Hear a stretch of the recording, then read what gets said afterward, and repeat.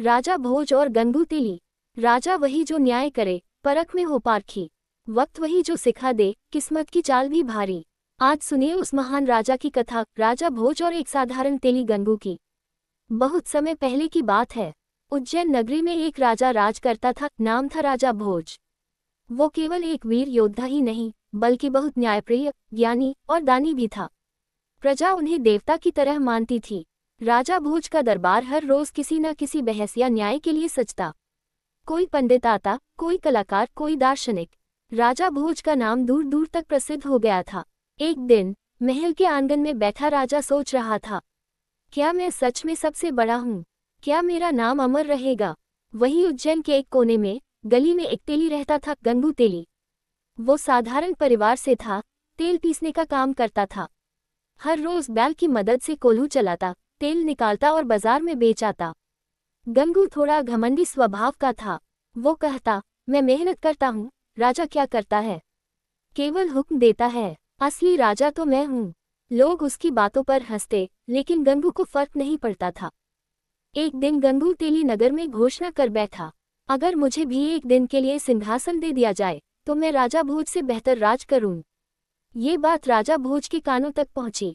राजा मुस्कुराए, लेकिन उन्होंने गुस्से में कुछ नहीं कहा, बल्कि उन्होंने कहा, कल दरबार में गंगू को बुलाओ, मैं उसका सपना पूरा करूंगा। अगले दिन पूरी नगरी चौंक गई। गंगू तेली को राज सिंहासन पर बिठाया गया। राजा भोज ने कहा, आज से एक दिन के लिए तू राजा है।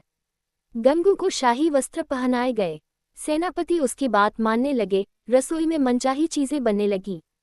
गंगू फूला नहीं समाया। वो सोचने लगा, देखा, मैं ही असली राजा हूँ।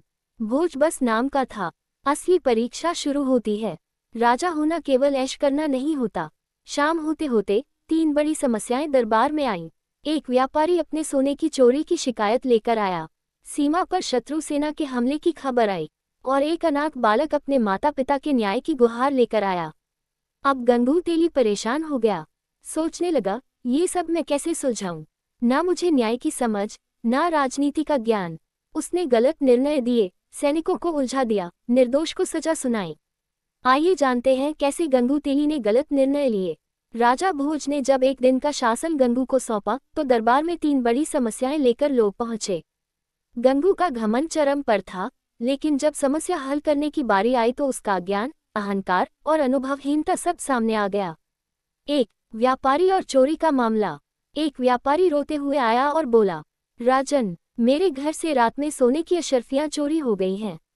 बस मेरा नौकर ही जानता था कि वो कहाँ रखी हैं। मैं उस पर शक करता हूँ। बिना किसी जांच या पूछताछ के गंगू ने आदेश दे दिया, नौकर को कोड़ों से पीटो और उसे जेल में डाल दो। न तो नौकर से पूछताछ की, न कोई सबूत जुटाया, और बाद में पता चला कि व्यापारी का ही बेटा चोरी में शामिल था। नौकर निर्दोष था। सीमा पर शत्रु हमला। सेनापति आया और बोला, राजन, सीमावर्ती गांव पर दुश्मन सेना हमला करने को तैयार है। हमें रणनीति और आदेश की आवश्यकता है। गंगू का निर्णय। गंगू बोला, तुम्हारी चिंता क्यों करूं? मेरी दावत की तैयारी चल रही है। जो सैनिक फालतू बैठे हैं, उन्हें भेज दो। गलती, उसने युद्ध की गंभीरता नहीं समझी, किसी रणनीति पर चर्चा नहीं की, और नतीजा ये हुआ कि गांव पर हमला हुआ और जनहानि हुई। अनाथ बालक और उसके माता पिता का हत्यारा।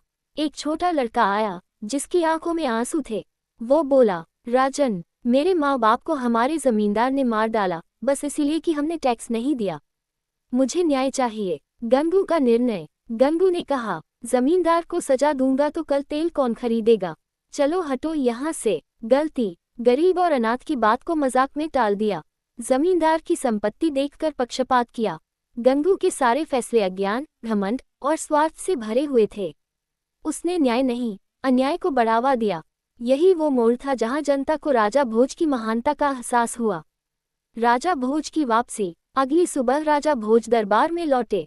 उन्होंने सब कुछ सुना और शांत भाव से गंगू से पूछा, तो गंगू, कैसा लगा राजा बनकर?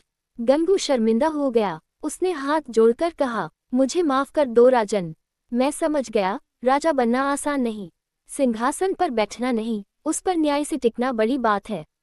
राजा भोज ने मुस्कुराते हुए कहा, हर चमत्कार के पीछे जिम्मेदारी होती है, हर ताज के नीचे त्याग और तपस्या छुपी होती है। राजा बनना सौभाग्य है, पर न्याय करना धर्म है। गंगू ने प्रण लिया कि अब वह कभी घमंड नहीं करेगा और बच्चों को सच और धर्म की शिक्षा देगा। कहानी हमें सिखाती है कि हर स्थान, हर पद का सम्मान करें। जो दिखता है वह सब कुछ नहीं होता, और कभी भी अपनी सीमाओं को भूलकर घमंड न करें, क्योंकि राजा भोज और गंगू तेली हर युग में एक सीख बनकर लौटते हैं। और तभी जन्म हुआ उस मशहूर कहावत का, कहाँ राजा भोज, कहाँ गंगू तेली, जो आज भी हमें सिखाती है कि अपने कद से ऊंचा उड़ना कभी कभी बहुत भारी पड़ जाता है।